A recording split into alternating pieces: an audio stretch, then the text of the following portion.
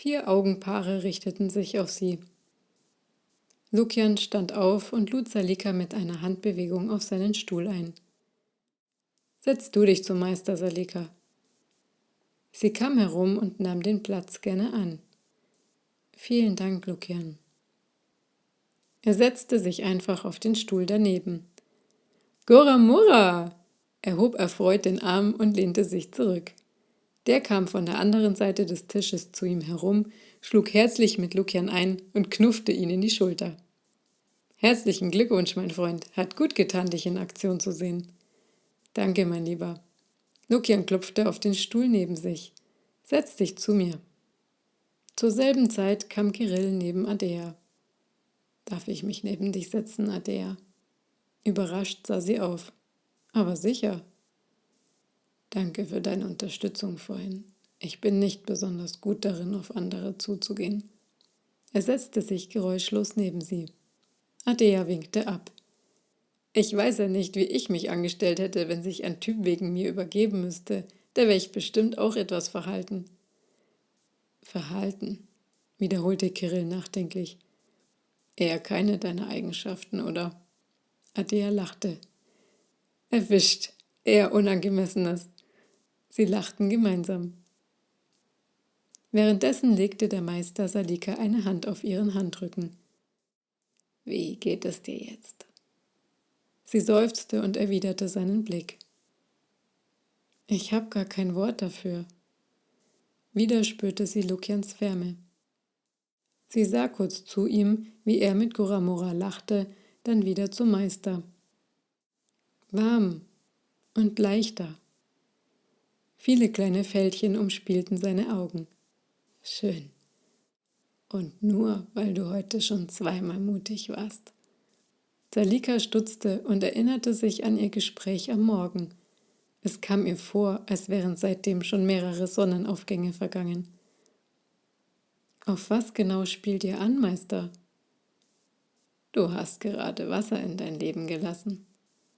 Salika ließ die Worte in sich nachklingen. Das war total absurd. Aber es fühlte sich richtig an. Sie lächelte in sich hinein und nickte.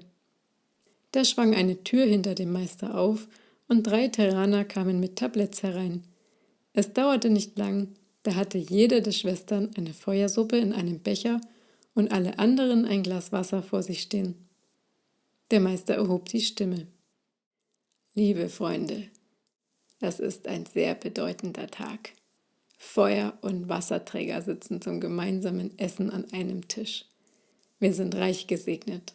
Fasst euch an den Händen. Salika und Shani ergriffen jeweils eine Hand des Meisters. Da bemerkte Salika, dass Lukian seine Hand auf ihrer anderen Seite auf den Tisch abgelegt hatte. Wie die anderen hatte auch er die Augen schon geschlossen. Irgendwie fühlte es sich jetzt merkwürdig an, ihm ihre Hand zu geben. Doch als sich seine Finger um ihre schlossen, durchströmte sie wieder diese Wärme. Salika atmete tief ein und schloss die Augen. Nun fühlte sie nur noch Geborgenheit.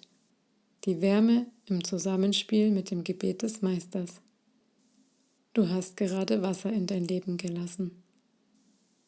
Wärme umfing ihr Herz und sie sah die strahlend blauen Augen Kirills vor sich. Was es wohl für ihn bedeutete, Feuer in sein Leben zu lassen. Amen, wurde sie aus ihren Gedanken gerissen.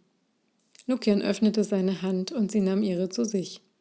Der Meister ließ zwar Shanis Hand los, doch Salikas hielt er weiterhin fest, als spürte er ihrer inneren Wärme nach.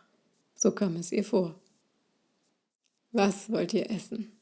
Total egal, Hauptsache trocken. Shani nahm ihre Feuersuppe in beide Hände, während alle lachten. Mit schiefem Blick in ihrer aller Richtung nippte sie an ihrem Becher. Ich war ja noch nicht fertig, Prinzessin, schmunzelte der Meister. Wir haben frisches Gemüse, das ihr vom Grill oder aus der Pfanne haben könnt. Frischen Fisch aus dem Fluss nebenan, trockenes Fladenbrot oder weiches. Der Meister sah als erstes Shani an. Prinzessin? Kann ich es kombinieren? Alle kicherten. Der Meister nickte. Selbstverständlich. Dann hätte ich gern das gegrillte Gemüse, eher verbrannt als roh, auf dem trockenen Fladen. Adea?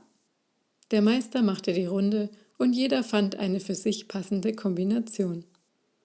Sie mussten nicht lange warten, da hatte jeder vor ihnen seine Auswahl schon vor sich stehen und sie fingen an, schweigend zu essen. Als sie fertig waren, seufzte Shani.